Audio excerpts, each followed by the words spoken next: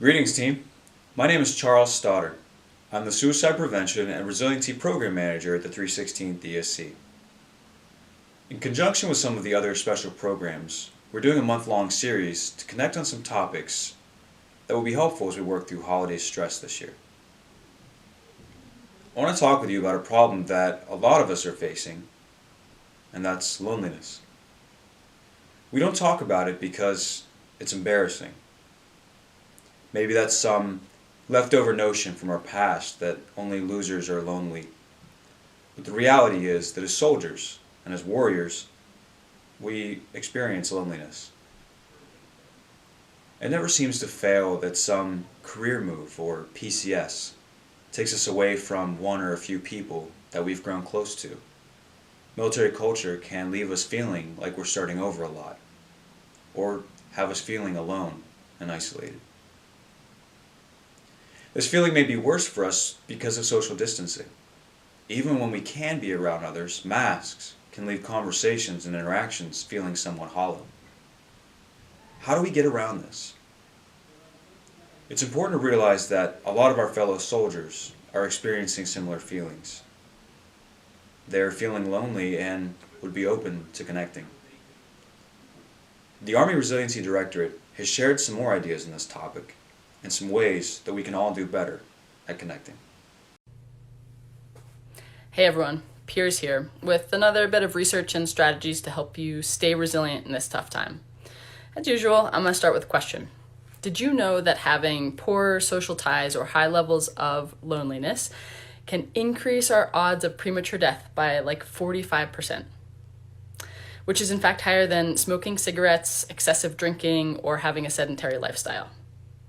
Now you may be wondering why I'm starting this video with that statistic in a time when we are required, either by law or by good ethics, to be less social, which can feel more lonely. But here's the catch. Loneliness is subjective. Feeling isolated can actually do more bodily damage than actual isolation. Now originally I was going to do a video on creative ways to be social, but I decided I wanted to push you farther than simply being social. Because I think a lot of the time now and in the past, we're actually missing the mark of being social. Don't get me wrong, there is good evidence out there that being social, even things like receiving a text, seeing a friendly face on Zoom or FaceTime, or hearing someone's voice on a good old-fashioned phone call, can lower stress, boost endorphins, and increase oxytocin. All really good things for us as humans. And I by no means want to undermine the importance of those social elements and interactions to our health and well-being. And I still want to push you farther. I want you to pick moments to push past being social and into truly connecting. Push past the surface level of, hey, how are you? And move deeper into, what have you learned about yourself during this time? Push past, hey, how's your family? And move deeper into what's the hardest thing about being with your family in this time? Or what's the hardest thing about being separated from your family in this time? Push past, hey, what are you doing to stay sane? And move deeper into what are a few things you're doing that really bring you joy? You can hear the difference in those questions. The trick is we won't ask those questions unless we can carve out the time in our day and create the space within us to hear the answers. So to help with this, I want to give you a couple tips as the asker or the listener in this conversation. Really, I want you to think of them as jobs or challenges. Your first and most important job is to really listen, to feel and hear and understand that other person's experience.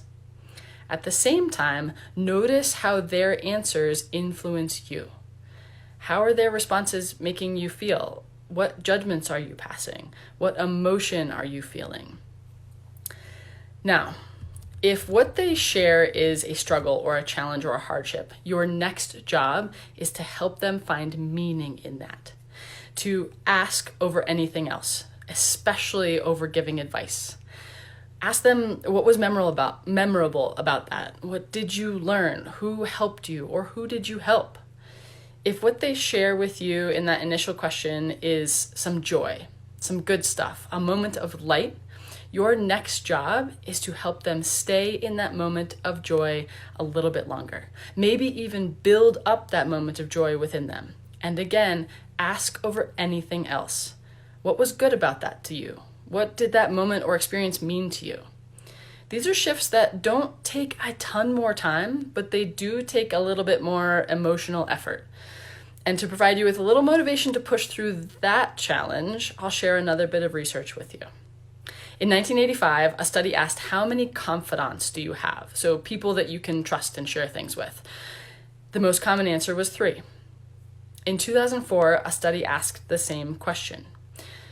And the most common answer was 0.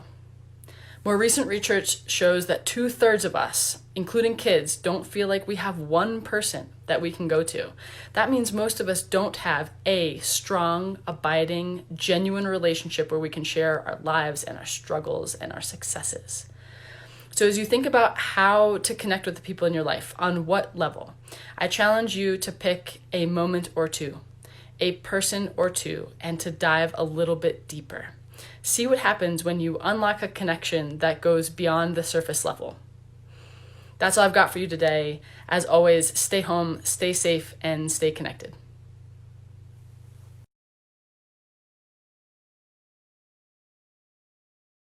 I hope that was helpful for you.